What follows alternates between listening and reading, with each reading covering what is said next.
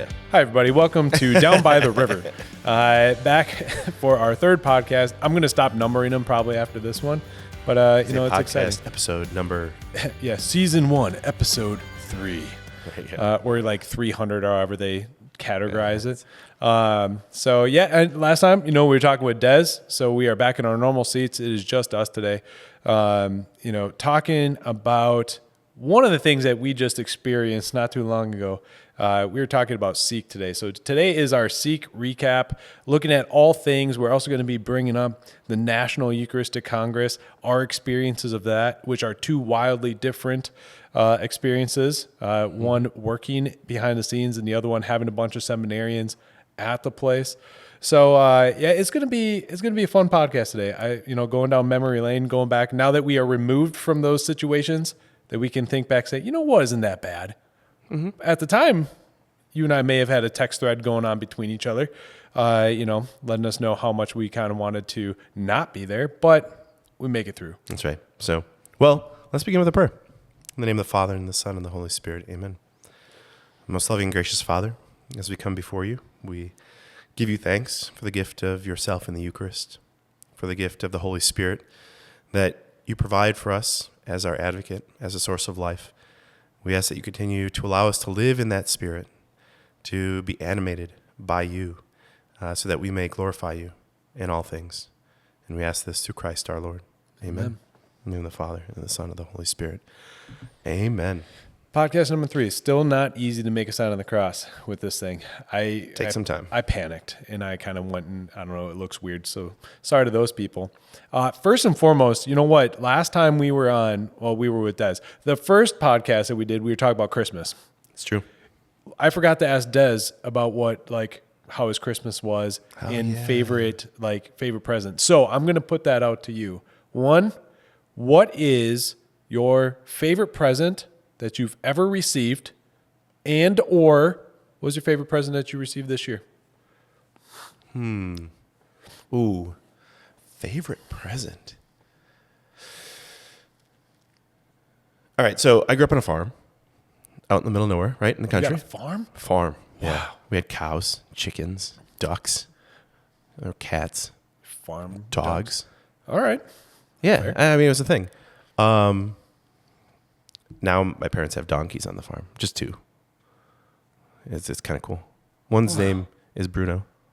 Anyway, so growing up in the farm, right? I mean, we're always outside doing stuff, and I grew up in the outdoors, and one of the things that I enjoyed doing, from a young age, I got a BB gun, and so I was a great hunter. And I also, we have the Nerf bows and things, as you do. And so we had one. It wasn't quite Nerf, but it was just like an old bow, and we had broken it and fixed it and broken it and fixed it, but we would take that outside and we'd shoot it outside. And I would always beg my parents. I'm like, I want a real bow, like a real bow.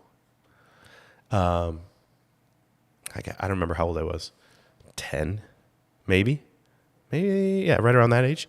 And so you got to kind of know how to use it and, put in the work. If it's a real bow, it's, you got to be careful with it and things like that. And I'm like, oh, yeah. And they're like, well, you got to kind of prove to us you can do that. So one day, I was probably supposed to be doing chores or something. And I remember looking out in the yard, and there were 2 rabbits fighting. I see where this is going. Oh, yeah. So I'm like, I'm going to prove that I am a master at archery. So I took my little bow, a little fiberglass bow, and with an arrow with a little, little suction cup on the end. Oh, yeah. And I snuck up on these 2 rabbits that were going back and forth. And then they were right kind of by a tree. So I actually got to the tree. I snuck up to the tree, and I was 10 feet away from them. They didn't even see me. Stealth. Wow. I wasn't wearing camouflage. It was impressive. I mean, you're basically a ninja. Correct. And I took my little bow with my little suction cup arrow, and I pulled it back, and I kind of looked around the tree, and I hit one of the rabbits. Now, of course, it didn't do anything to the rabbit. I was really expecting you to say like, and I knocked it out. No. It kind of was like, What the heck? well, what just happened? Where'd this guy come from? Looked over and saw me, and the other rabbit saw me, and then they ran away. And then they started attacking you. Well, yeah, that's Monty Python. But so I was super excited because I went out, grabbed my arrow, I ran into the house, and I looked for my parents, and I'm like, I just shot a rabbit with this bow. And they're like, yeah. And I'm like, no, really. And I recounted the story in vivid detail. And I'm like, wow, well, good job. That Christmas, this was probably September, right? That Christmas, I got a real bow. Nice. No, it was like a little, miniature compound bow, a little thing. But yeah. So I guess looking back, I mean, for whatever reason, that sticks out in my memory. It was a really awesome gift that I got. And That's fantastic. So this year, what did I get? Gosh, it hasn't been that long. No, it's been less than a month from when we're recording this. My wife and I just talked about that. It is not even a month since Christmas, which is insane to think about. It's been the longest not month of my life. Yeah. I'm going to take the easy way out. I got a chance to see all of my family this Christmas. Aww. Merry Christmas, everyone. Yeah, it doesn't make your heart feel warm. I mean, I say that because oftentimes that doesn't happen, right? I mean, because I have 7 siblings, right? So I have 3 brothers and 4 sisters, and most of them are. One is still at home, but they're all out doing their things, whether it's in school or they're married and have their own children and all that stuff. Sister who's in the convent, right? Who's, doing great things for the Lord and being holy and stuff. So oftentimes it's not, possible for us to get together. This year, everyone except my sister was able to make it to our family Christmas. And then my parents and I and 2 of my other sisters went and we visited my sister's sister in the convent down in Nashville. Because the sisters came home. She's currently in Virginia, but they all came home to celebrate Christmas at the mother house. And so we went down 2 days after Christmas, and we got a chance to see her and the other sisters and spend time with them. So it was, it was a really great experience over Christmas, and it's, we haven't been able to do that necessarily in many years. So nice. Oh, that's great. I don't know if I mentioned it on the first podcast or not, but my mom is a master gift giver, right? I might have mentioned the whole Ethan Hawke thing. And so I was seeing what was my Ethan Hawke related gift. Again, I've only seen 1 or 2 movies with him in it. I'm not a huge fan of Ethan Hawke. I mean, he's a great guy. But it's just a joke between me and my mom. I have a pillow of Ethan Hawke downstairs in my room, in my living room. I have a signed Ethan Hawke picture up on my wall. It says, "To my number 1 fan, Andrew." I take that personally. I am his number 1 fan, allegedly. I have socks with Ethan Hawke's face on them. I have all sorts of Ethan Hawke things. So what did my mom get me this year? This was the year of golf. I got a lot of golf things this year because you, of all people, have got me addicted to this game that I hate so much because I'm bad at it, right? Slowly but surely going to get better. But that's why I'll pick up a second job so I can pay for the golf life. But so I was wondering, what the heck is she going to do this year? Is it going to be a golf ball with Ethan Hawke's face on it? No, she got me golf balls with our faces on them, which is even better, in the Ninja Turtle polos. So that's a fantastic gift. But then, what did she give me? Lo and behold, I needed a driver head cover. And I open it up, and I see Ethan Hawke's face as a driver head cover. That's beautiful. And when I go to the golf course, it's going to be magical. I'll be able to hit it 300 yards easy now. The confidence that you will have just picking that club up. Right? I know. I just want to leave the cover on there. People are going to be like, who is that guy? Let me tell you, it's Ethan Hawke. Don't mess with me. And I'm his number one fan. I'm his number one fan, allegedly, right? Allegedly. So that is by far, like, it's been a gift that has been continually being given. It is so much fun. So I look forward every year, and she's like, I don't know what to do for the next year. She always pulls it off somehow. So thank you, Mom. That's awesome. Yeah, I know. It is she loves giving gifts. I love receiving gifts. So we are a match made in heaven. That's incredible. Yeah. So it's great. So yeah, Christmas was great. And then after Christmas, you and I, we traveled to Salt Lake City. That's true. It was my first time. Same, right? I'm a big mountain guy, right? I love Denver and the mountains that are there, and I love the Broncos, but I've never been to Salt Lake, right? No idea what we were getting ourselves into. We flew out January 1st, and it was freezing outside when we left. Yeah. It was freezing outside when we came back. It's only been colder since. But we decided we were going to go out to Salt Lake City for this thing called Seek. What is Seek, if you were to describe it for the people? It is a national youth conference. Now, youth in a little bit of the broader sense, so not like high school. Although, if you're a senior in high school, you can sign up to get a scholarship to go.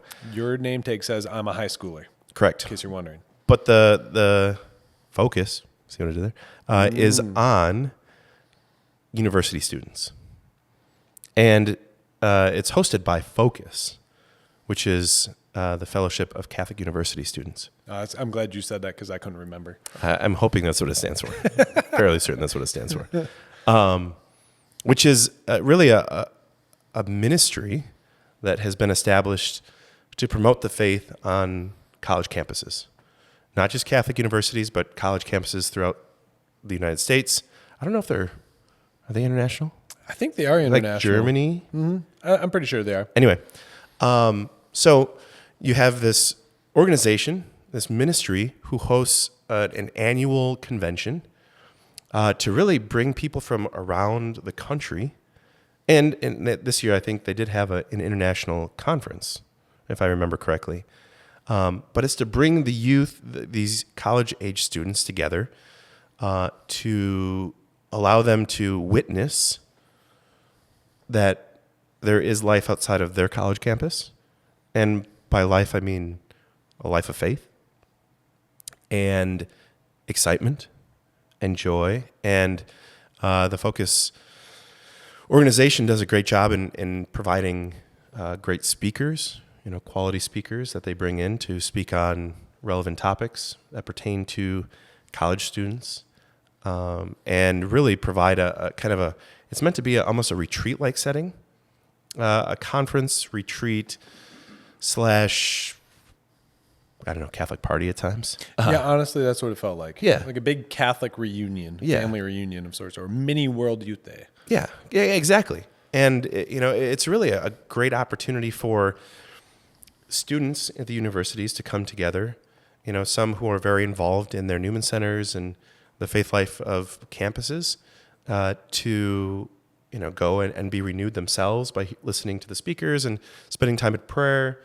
celebrating Mass with however many thousands. I don't know. Was it like? I think they said it was 18,000 that were with us, and another. Gosh, how many was it? Like, was it five? 3 to 6? 3 to 5, somewhere in there. Yeah. In Washington D.C. So the two sites. It was over 20,000 total people. They had to split it up, this year because there were too many people. So they had to put 2 different sections, one on either side of the country, and it seemed to work out well. Yeah. Now, I would be remiss if I overlooked too that Focus is also incorporating that ministry into parishes. So it's how to be a missionary disciple. So both at the university level, it's really kind of forming young people to be disciples of Christ that are willing to go out and share that faith in the world. At a parish level, I mean, we have right here in La Crosse, we have a parish that has taken on that ministry as well. Is that Mary Mother of the Church? Mary Mother of the Church, and Deacon Terry Bell has really kind of taken up that work, that ministry in that parish, and it really is just forming disciples, right? Leading people to encounter Jesus. And I mean, it's a great work. So there were also parishes that were, I know I bumped into people who were from a particular parish that were there because of the parish kind of arm of the Focus ministry. Mm-hmm. And I know they're doing, like, especially at Mary Mother, like they're shaking things up here in the La Crosse area in regards to, that relational ministry and making the disciples. Like, you were seeing people get involved there. And so shout out to them for what they're doing. Again, if you got questions about what that looks like at your parish, like, definitely reach out to Father Conapa down there, Deacon Darrybell. Like, fantastic stuff. Like, I know, so this is our third year going with the guys, and I know, because did you go before I came? You guys didn't do that, no. Right? And so that was something that when I got brought on, I thought, well, first off, Ben Rector was singing that year, so big Ben Rector fan. And so I was like, well, let's just go out there because I want to go to a Ben Rector concert. But really, my thought process behind it was, I want our guys, right, our seminarians, to experience what the Catholic world is outside of their little bubble here at Mater Redemptoris, right? And so it's the same thing as why I took kids to World Youth Day, why I took kids to camp, to these rallies, to Steubenvilles, was because we get we think that Catholicism looks like what it looks like in our church. That's how it is for every single person. What it looks like in our youth group, that's what it looks like for every single person. That's what we say Catholicism is. And then you go to something like this, Steubenville, then like all these kids are like, whoa, I'm not just the only person in youth group that enjoys talking about Jesus or wanting to learn more. You go to something like Seek, and it was in St. Louis for the last 2 years that we've gone down there. And that stadium filled with 20,000 people in the midst of adoration. I can't tell you just a cooler experience than be able to have 20,000 people silent as our Lord is present there, in the Blessed Sacrament in the monstrance. But then you're going around and people are doing all sorts of like crazy things, and they're having challenges, and you got men being men in the men's session, just doing rah rah, like sort of stuff. And the girls, I didn't go to the girls' session, so I don't know what they did there. That's a good thing, but they probably did stuff. Yeah, how to be a good holy woman. Perfect, yeah. So right, they did things there too, and then having everybody come back together and like seeing the flags. Like, here's the thing, like, again, I saw this at World Youth Day, but I was not prepared for it in this type of setting. Was like, these university students, they're cutthroat when it comes to reserving seats. Oh yeah, they do not care who you are. Nope. They don't care what kind of collar you got on. No. Habit. If you're married, if you look like an important person or not. If they save 200 seats for their 50 people of their school, they're going to keep all 200 of those seats. You better not try to take one of those seats. And you sit in one of those seats, they will come after you with their flag. Yeah, that's true. Like they're trying to be like Pier Giorgio Frassati and come at them with the flag, like when he went at them in the parades. So like, they're doing a Catholic thing. I get it. It's very Catholic of them to hit people with flags. But like, man, oh man, like that is one thing. Seek, I don't know if you're watching this, Focus people, but we got to work on this whole reserving of seat thing. Yeah. Because it is too intense for me. Wild. Yeah, I'm just like, hey, like, and here's the thing, my perspective of being at these things, right? We bring the seminarians, we bring you, and then it's me. You guys, every Mass, I drop you guys off, and you guys get to go do your cool little thing of, you get to go dress up, you get to go get ready for Mass, and they get to sit in their own little section of priest section, because you get to walk up there, and the seminarians have their little section, and then guess who has to sit by himself? This guy. I got to walk around and try to find one random seat by myself. It's very awkward, and people are like, "Why are you here? Who are you?" Yeah, who are you? Sometimes they think I'm a speaker. But that's neither here. Did you ever like say, "Oh yeah, you don't know me"? Yeah, hi. The name tag says other, because that's the other thing too, right? My name tag every year says other, because I'm not a priest, I'm not a seminarian, I don't belong to a parish that is there. So my name tag says other. And you're not a university student. I'm not a university student. So it's kind of awkward, but sometimes, I just kind of lean into that just a little You are more. the definition of that checkbox, other. I am that person. They put that box on there for me. That's you. Yeah. So I must be the only person every year to do that.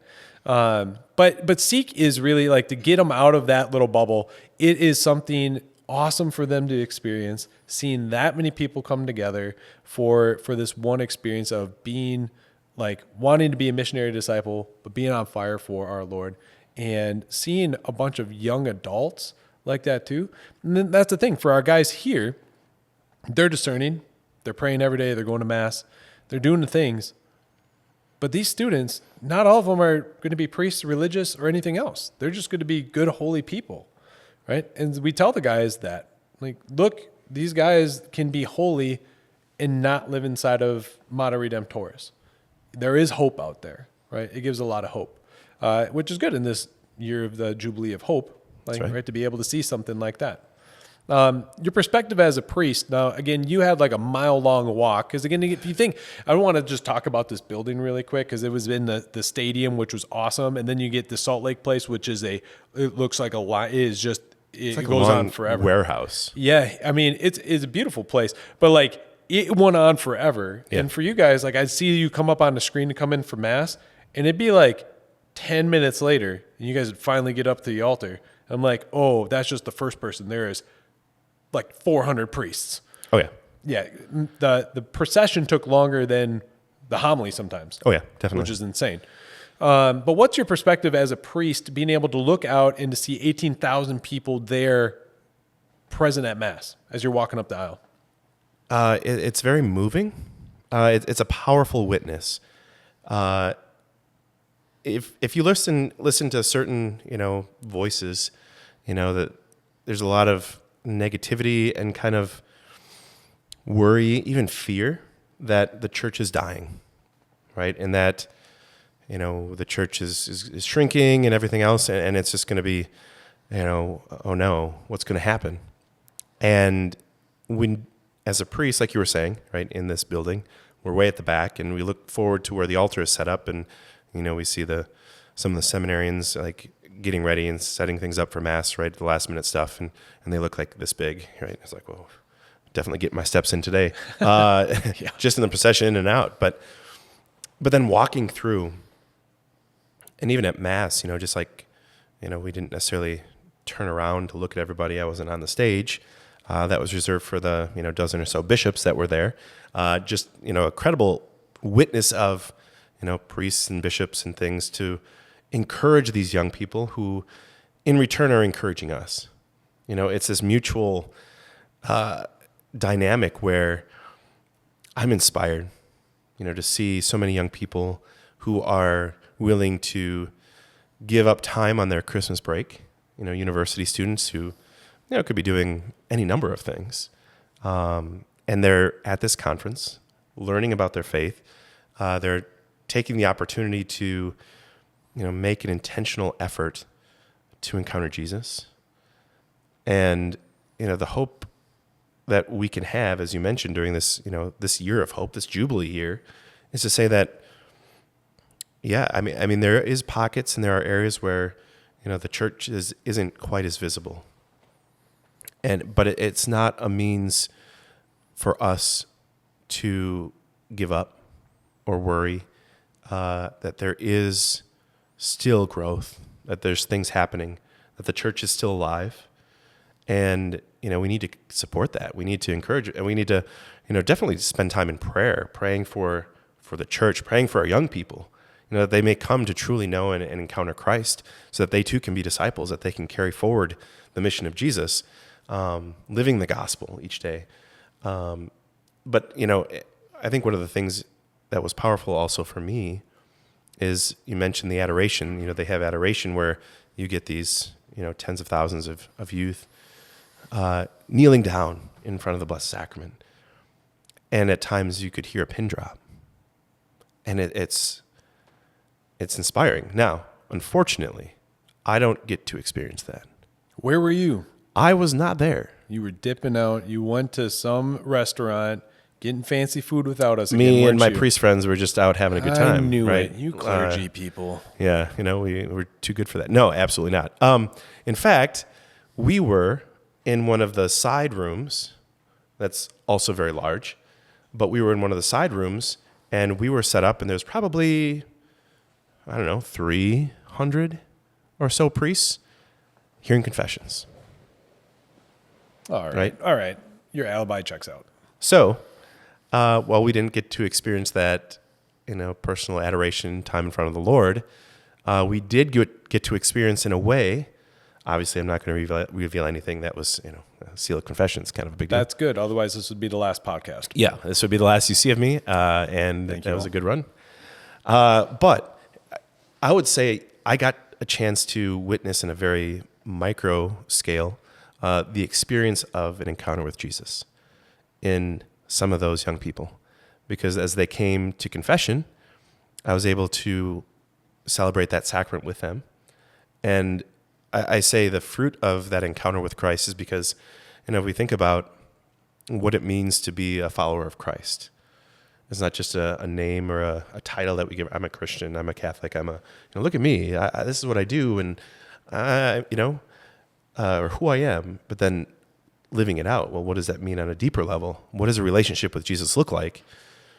Well, it looks like we're striving for holiness, and when we strive for holiness, there's that other part that is built into that where we make mistakes as human beings, and we sin. And so acknowledging our sinfulness and our need for the great divine mercy that the Lord gives is so important. And that's usually oftentimes as faith grows, or if faith has been maybe rejected or not lived out in a long time, or for an extended period of time, the way we enter back into that life of grace and the life of Christ is by repairing that relationship in the sacrament of confession. So, this beautiful opportunity that, I think they said that we had between 5,000 and 6,000 confessions were heard that one evening during that time, right, of adoration. So you got like 20,000, young people in adoration, and over a quarter of them took advantage or utilized the opportunity to restore that relationship with the Lord in their own life on a very personal level. So it's just, again, from the priest perspective, that's powerful, and to be a part of that is humbling for me as a priest, right? It's not about me, right? Yeah, we do get reserved seating. That's kind of nice. We don't have to. Don't talk about that. Some people have to try to find their own seats. That's right. Yeah, mine is just given to me, but we have to work for it on a different set. True. As Jesus says, the labor deserves his payment. So but not to say that you weren't working, because whatever. Yeah, what the heck? Anyway, but it is humbling, right? It's humbling for me as a priest to be able to take part in something like that on a broader scale. And going back to, I think, what you were mentioning at the beginning, so often it's easy to kind of find ourselves in this little bubble, right? And we lose sight of the broader church. And it's in a moment like that where we are united in our faith around the Eucharist. We are united in our faith at the Mass. We are united in our faith in the celebration of the sacraments and the sacrament of reconciliation. That union, that connection that takes place as brothers and sisters. Yeah, you have 20,000 people there, but it's not uncommon just to bump into somebody and just start talking to them. Never met them before. Will we ever see each other again? Probably not. On this side of heaven, right? True. So it's just it's an incredible experience, and being able to go, and I think is a gift, and being able to take our men there is really, I think, a great experience. Yeah, it's always fun to watch them get overwhelmed with the amount of people, because they walk in and they're just like, this is a lot of people, and they're deer in the headlights, and we just you and I, it's great because we just treat them kind of like our kids, and we're just like, good luck, we'll see you at 5:00 for supper. Yep. And they're like, but, and we say, if you see us, you can nod your head at us, but don't talk to us. That's right. Some people would say that's mean, but again, we're just teaching them how to grow. Life lessons. Again, teach them to grow as people. We're here. So we give them a security blanket, but then we just say, go do whatever. So it's fun to watch them just kind of freak out in the first day, and then they slowly get acclimated to it, sort of thing. Again, for you and I, Seek was extremely small compared to what we saw out in the National Eucharistic Congress with 60,000 people, which we'll get into in a second. But it was small in comparison to that scale of sort of thing. So it wasn't overwhelming to you and I. And for our guys, this is what I love, because again, here like, again, they're used to a very stable way of praying. You know, they all figure out their own thing. And then they go to somewhere like that, and you get pockets of all sorts of Catholicism that are there, that are very charismatic, that are very traditional, that are somewhere in the middle. And you got all these different booths. Again, you're walking out and you go into what's called Mission Way, and you have religious upon religious upon religious orders that are out there, and all these like Catholic, apostolates that are doing amazing things. And you're just like, wow, like you're telling me that you can be Catholic and also have like this outdoor expedition sort of thing. I think it's core expeditions, like that. They had a giant rock wall. The people were just going up the rock wall and they're talking about Jesus. Okay, that's fantastic. The Vocations booth, which I'm like quasi a part of. I just kind of hang out with you guys, even though I'm not technically a vocation director. I just hang out with them all the time. You guys had ping pong and a putt thing set up for people. Of course, guys are going to want to come talk to you because they want to compete against you. Yeah. So again, it was smart. And again, Father Chuck and everybody else that was there, like you guys do great work. People are coming and they're asking you all sorts of things, right? One of my favorite things that I love seeing there is like you talk about people waiting in line for confession. I'm not a line person. I learned this at World Youth Day. Lines do not exist. It is just a figment of your imagination. So you can just kind of go wherever you want. You don't wait for lines in confession. There's priests literally walking around. Just ask. And 99.9% of the time, unless they are getting ready for Mass, don't ask them as they're running to Mass because they're usually late. That's true. Again, that's not for all your brother priests. I'm just saying some of them. It's not an insult. But if I see them walking a little bit late to Mass, I'm like, well, then they got time for a confession. And so I pulled him right aside. I was like, Father, I just bumped into him as I was getting a cheesy pretzel. And I was like, hey, Father, do you got time for confession? He's like, yes. I was like, perfect. This is great. I didn't want to wait in that line. And the grace of the sacrament is still there. You don't have to be sitting in a chair. We went around to the corner. There were people walking right by us, but who cares, right? This is how it goes at these sort of things. And so, for the praise and worship to be there too. Some people are privy to praise and worship during adoration and during Mass. Some people aren't. They had a beautiful choir at Scola that was there. They did amazing stuff at the Mass, and that was beautiful too. All these liturgies are unique and beautiful in their own way of giving praise and glory to God. And that's what we try to show our guys, right? To not be rigid in a way of faith that you can say this is right and every way else that people are doing it is wrong. But it's such a blend for these conferences to come together, a blend of these beautiful liturgies, these beautiful ways of being able to live out the faith and seeing those right in front of your eyes. Like that's what I love and why I will continue, why we will continue to take them, because we tell them before we go out there, you guys, you're going to see some things that you're probably not going to like. You're going to see things that you're probably going to question, and you're going to say all these things. But what happens when you go to your parish? Say these guys, our guys in the program, they go on to become priests. They're going to have to get used to, if that parish was known as like the praise and worship parish, how do you work into that? You can't just come in and just be like, hey, I'm kicking all you out. You all lose your job because I don't like your way of music. It's not how it works, right? So being able to see the culture and to be able to see where is God present still within this and how can we work with it, right? It's what St. Paul did. Right. So, we saw some amazing speakers out there. I'll talk about one of my favorites, Monsignor Shea, I say meh, but he's one of the best speakers that's ever, that I have seen in recent years. Yeah. And so of course he's going to be everybody's favorite one. And I would say, yes, he was my favorite one. Everybody says that. Again, go to the Seek Replay app. You can download it on your phone, on your computer. You get access to all these talks for free. You can go back and relive the Seek experience for free, which is great. Seek Replay, you can find it on your app store.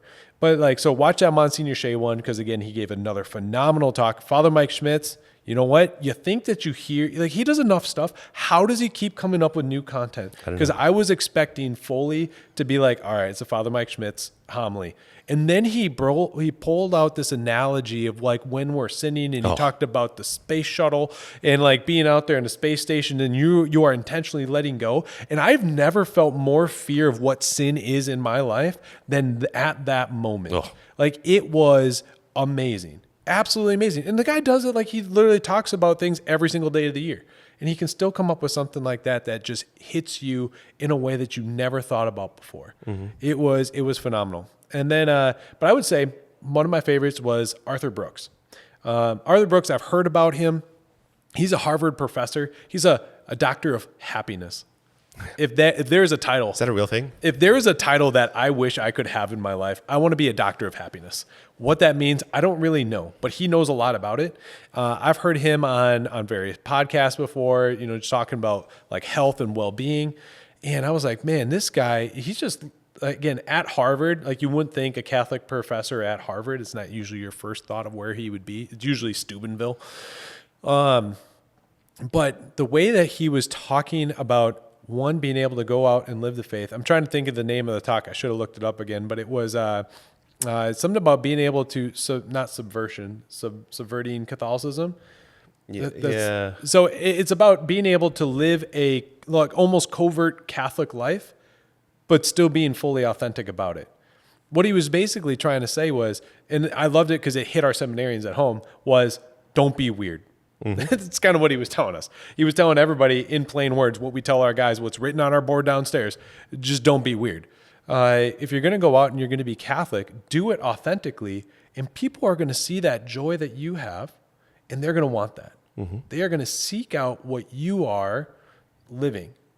And he gave this phenomenal talk of, again, bringing in all the science and things like that for the science people, saying that I'm not just making this up. This is how people are attracted to the faith. Are you living it up?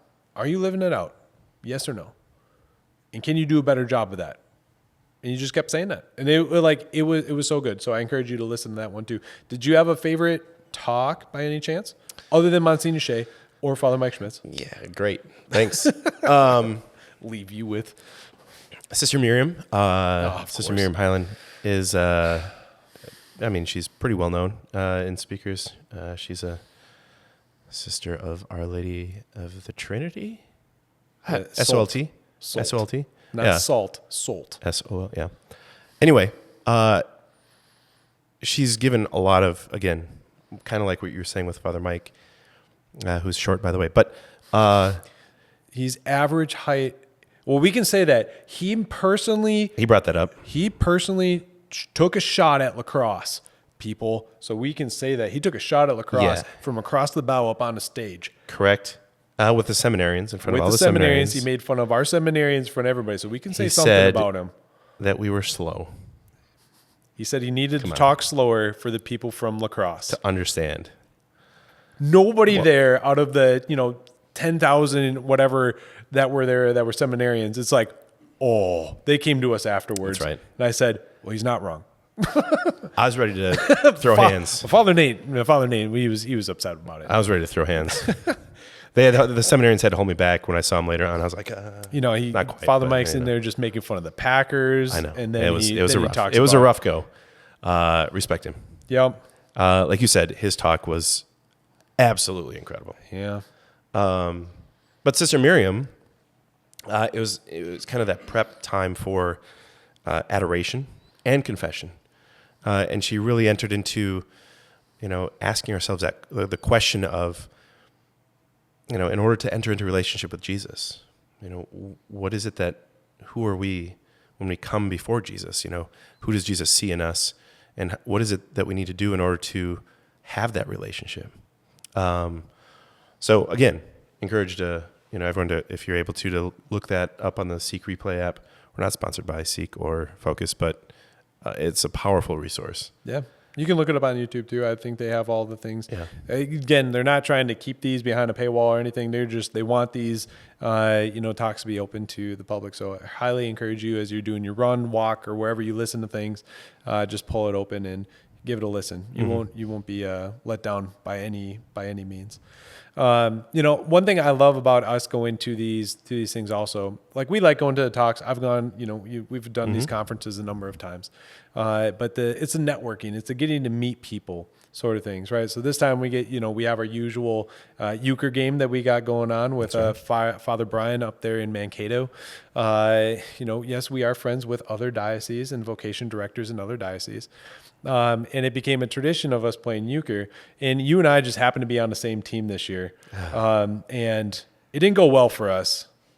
I thought we weren't going to talk about this. I had to bring it up. You know what? I just that hand up accountability. Yeah. I gotta give, credit where credit's due. That was If cards was ever a game of luck, we had none. that's true. We didn't score a single point. Yeah, it was a shutout. It was one of the saddest. It was humiliating. I mean, it was Father Brian and Father Sam. I know. I mean, we kind of like them, right? We do, which made it even worse. I know. But we did win the next game. That's true. That's right. So we came back, folks. So, this is what we like to do at these conferences. Like, yes, we go to the talks, we experience the sacraments, but it's also a time for Catholics just to get together and just be real with one another. Like, yeah, we're talking about, we were playing euchre, and then we had a guy come up to us and he started talking about discernment. Mm-hmm. Like, okay, see, these are the things that happen. We weren't actively seeking him out and like holding up a sign that says, talk to us about discernment. We were playing cards. Yeah. And you just see as a bunch of priests and me as not a priest. Who are you? I know, I'm the weird one. I'm always the weird one of the group that's not a priest, but it's fine. And he just sees us like hanging out and it's like, hey, you guys look like people I could talk to, right?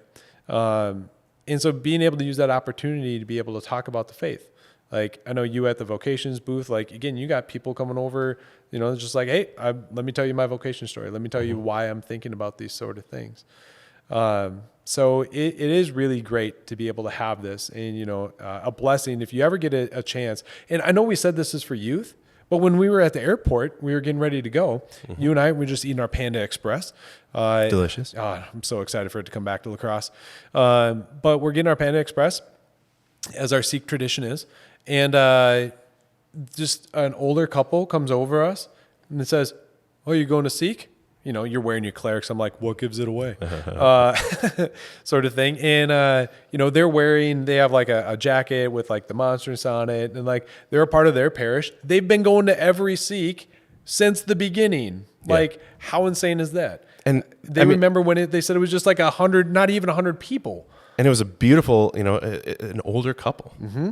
And he was pushing her in a wheelchair, getting through the airport. It was an incredible testament of marriage, but also, going to this conference. Mm-hmm. And they say like they were every year.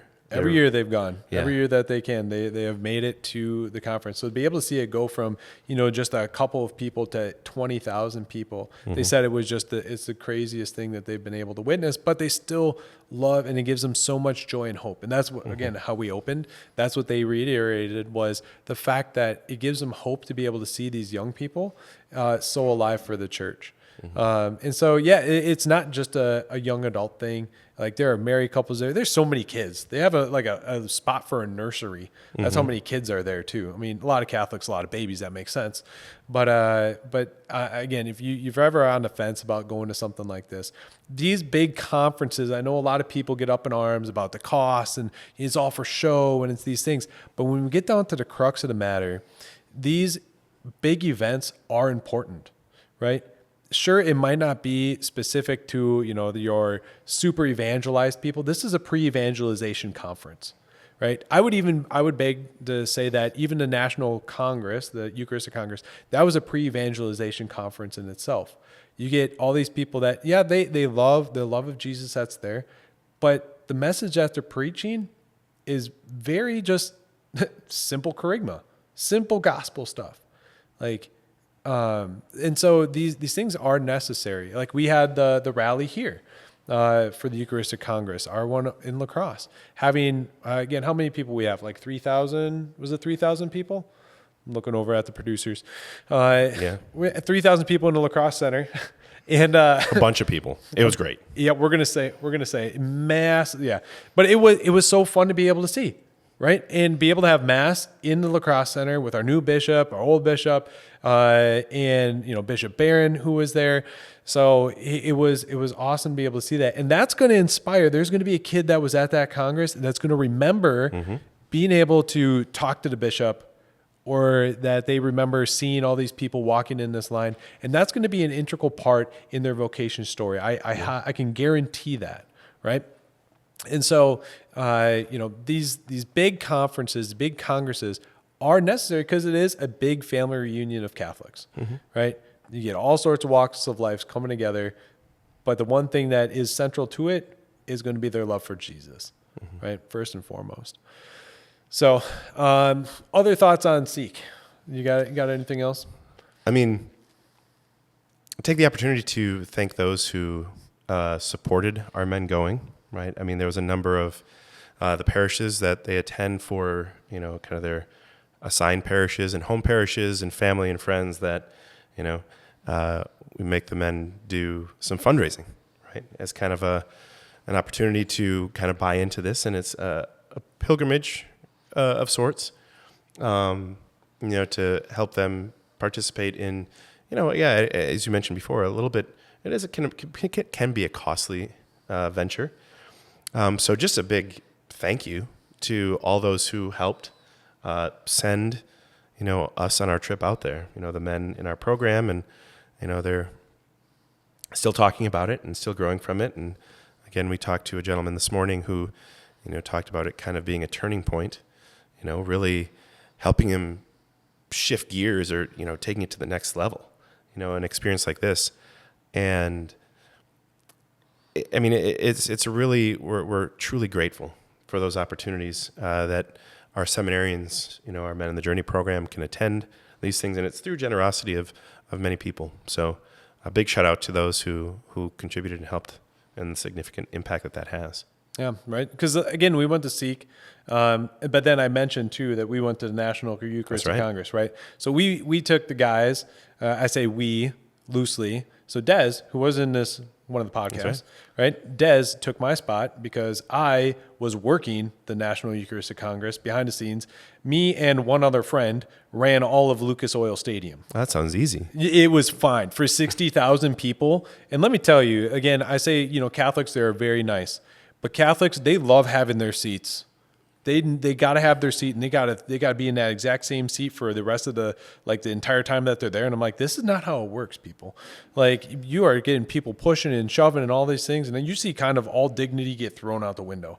You're telling people, hey, sorry, I was working there. Part of me was like one of the security guys telling people where they can and cannot sit. So I'm like, hey, this spot is reserved for Bishop Cousins, the guy who put this whole thing on. This spot is reserved for him and his diocese. And they're like, I'm a part of the Diocese of Crookston. I said, your name tag does not say Diocese of Crookston on it. I can read, right? And I had to leave all my Midwestern nice out the window. I really tried for the first couple of days, and then it was gone. It was side of me that my wife goes, who is this man? Like, I was assertive. I was confident in having to kick these people out of their seats, which again is sad, but it's necessary.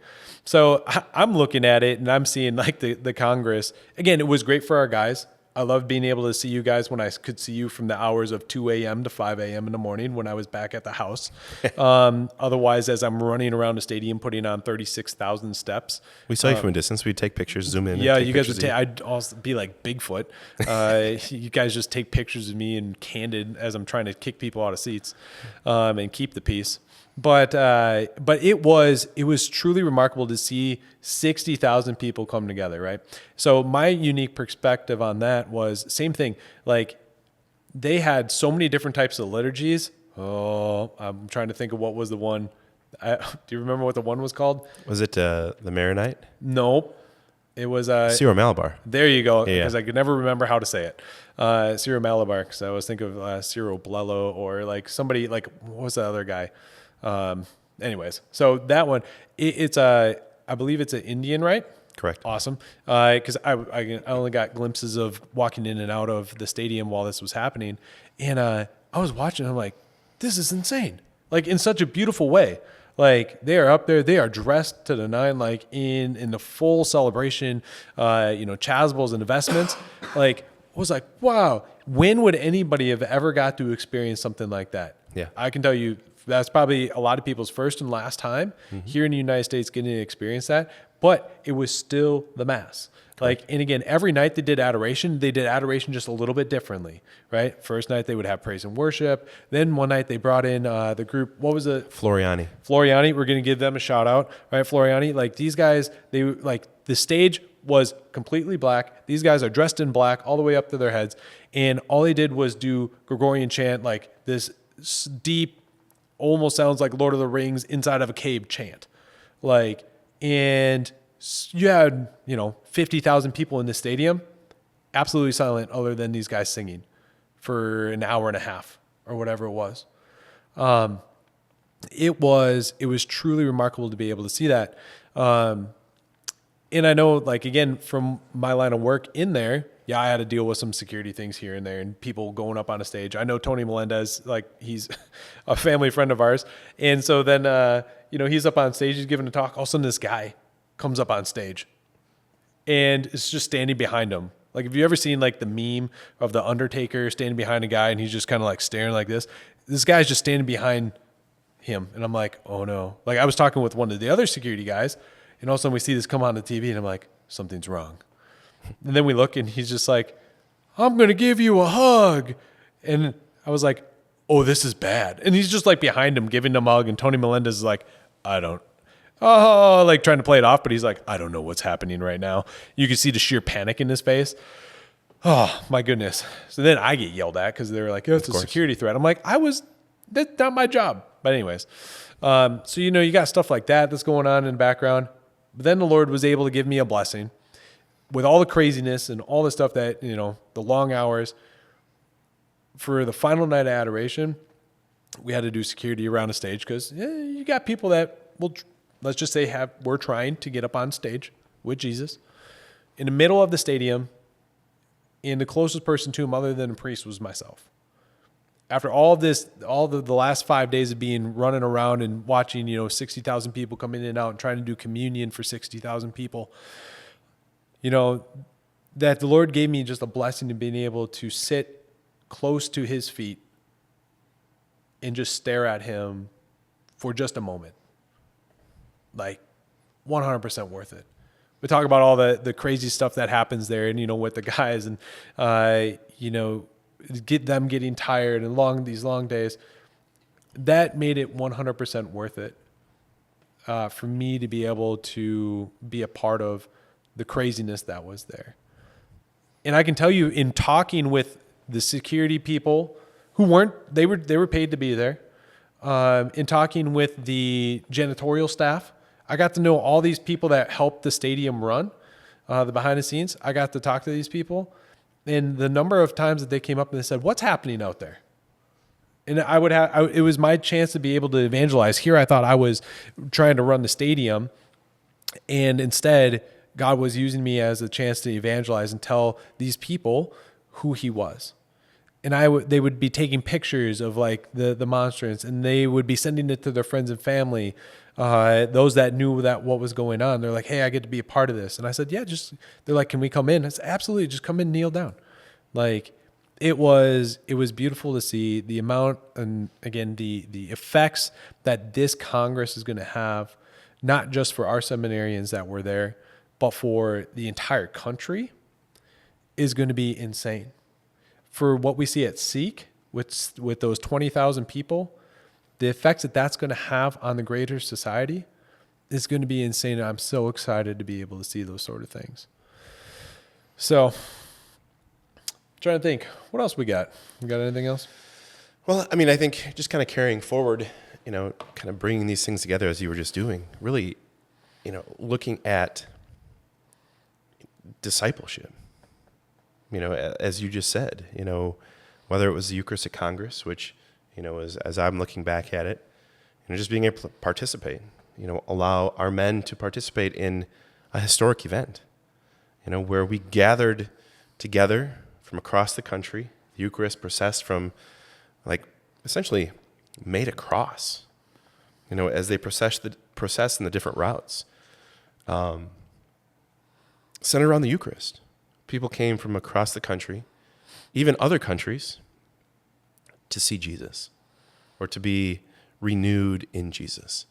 I just remember a conversation with Bishop Battersby early on, and I think it might have even have been his press conference, right? And just he said it's about Jesus.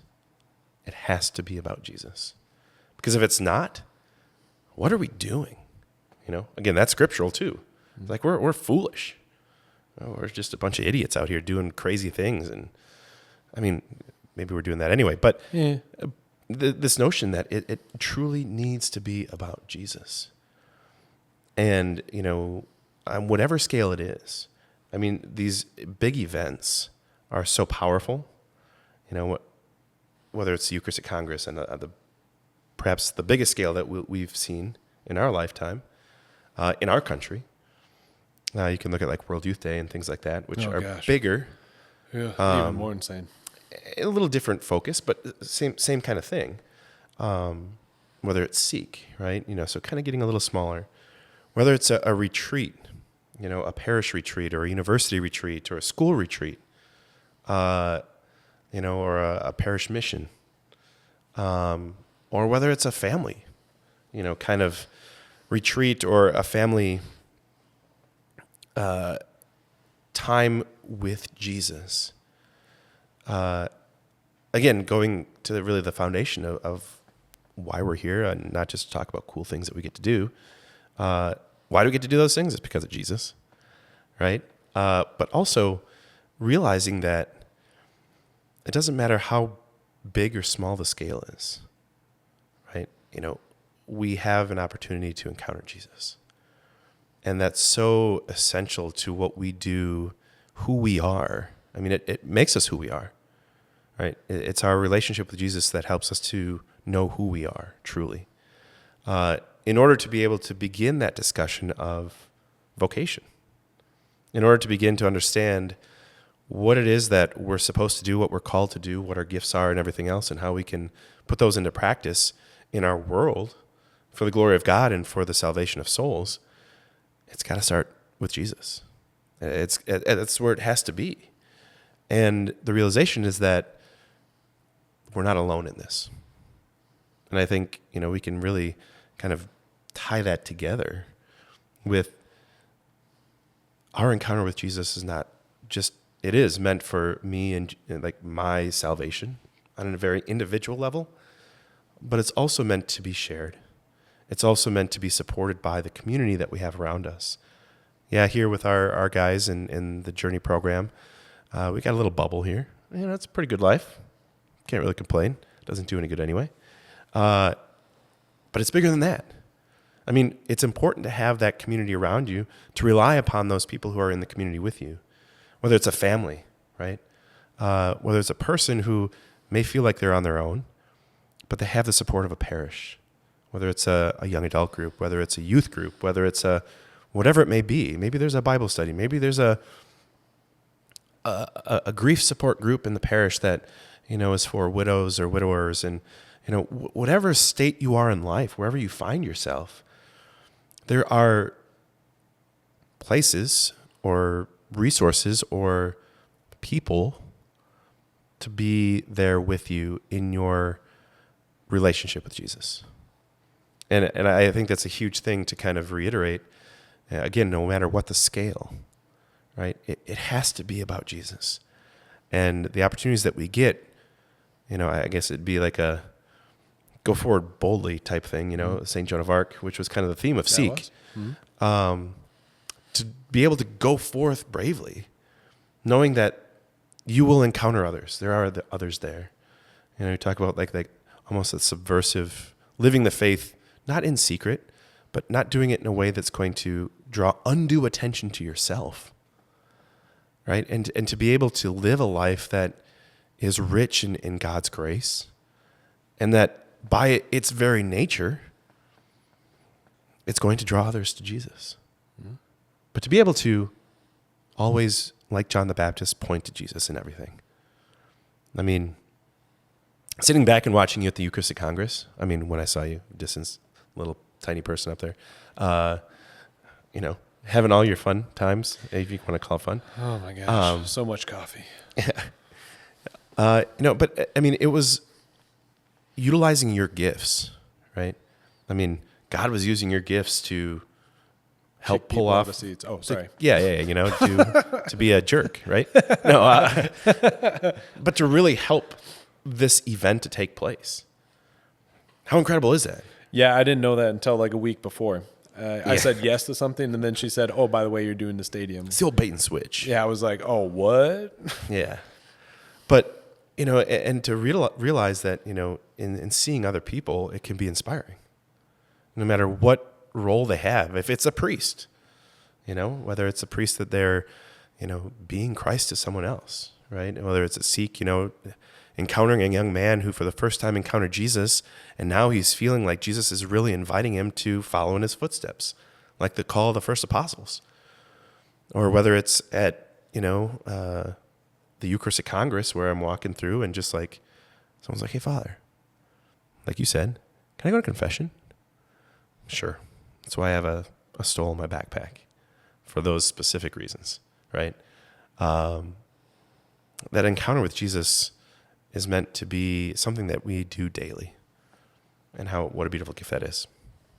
Again, if you want to foster this with vocations in your own parish, family, whatever it may be, again, these big conferences they're awesome. I highly encourage you, if you haven't gone to a big conference with a number of people like this, try to seek one out.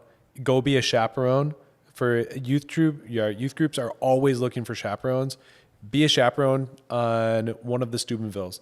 I remember being a chaperone as a college student for the Steubenvilles, for the camps.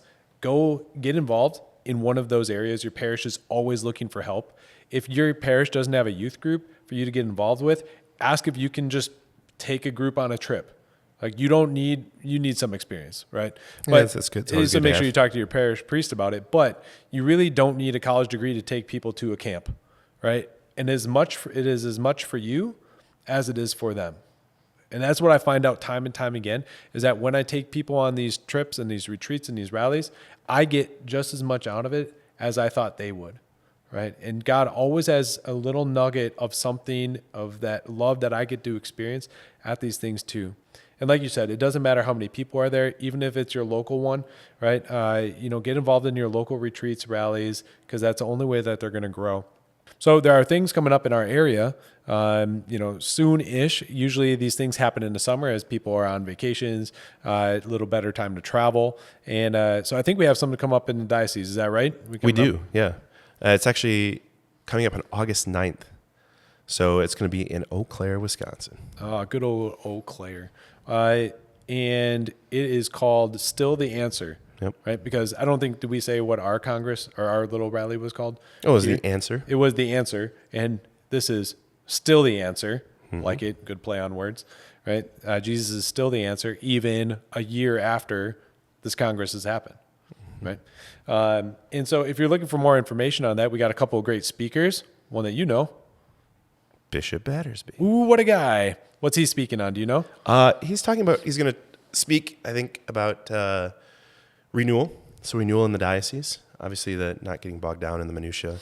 So renewal for the people of the Diocese of La Crosse, and for the renewal of the priests, and just kind of the Eucharist being still the answer for that newness of life. Fantastic. And then Father Sam Martin, one of my favorite priests. Again, I'm sitting right here. Influential growing up. I say that about every priest, because again, every priest in the diocese I feel like was influential in my life in one way, shape, or form. Father Sam Martin is going to be speaking. He's going to be talking about Mary as a vessel of hope. Again, in this Jubilee year of hope, that's going to be a great talk. I'm excited to hear that. And if you're looking for, and they're going to have praise and worship.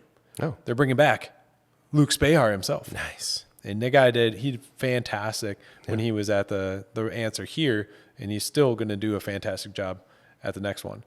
So if you're looking for information, you can go to Diocese of La Crosse. They're going to have a landing page, and it looks like registration's around $20. I think so. Which is not much in the grand scheme of things. And so you get to hear a couple of great talks, be a part of the rally that's still going on. Again, this is a great entry if you're looking to get involved with something like this, to just see what it's like. Bring your church, bring your parish, bring your youth group, bring your Bible study group, and be a part of this. This is like, it might be touted as a youth rally, but this is for all ages, right? I know the Answer was a youth rally, and then they opened it up to everybody else, and they said, you know what? It doesn't matter. Come, because everybody, regardless of age, bring your kids, your little kids, families are invited, older people are invited, whatever it is. Show up to this, and let's make it another great event. Yeah, just do it. Just an opportunity. to encounter Christ. Just do it. But first and foremost, just go spend time in adoration. Again, you don't need 18,000 people, 60,000 people. You don't need the world's biggest monstrance with the world's biggest Jesus inside of it. It's impressive, though. It is impressive, especially being up and close to it and being like, oh, cool. You could just see where it's hanging out in the back room. But as impressive as it is, you don't need that.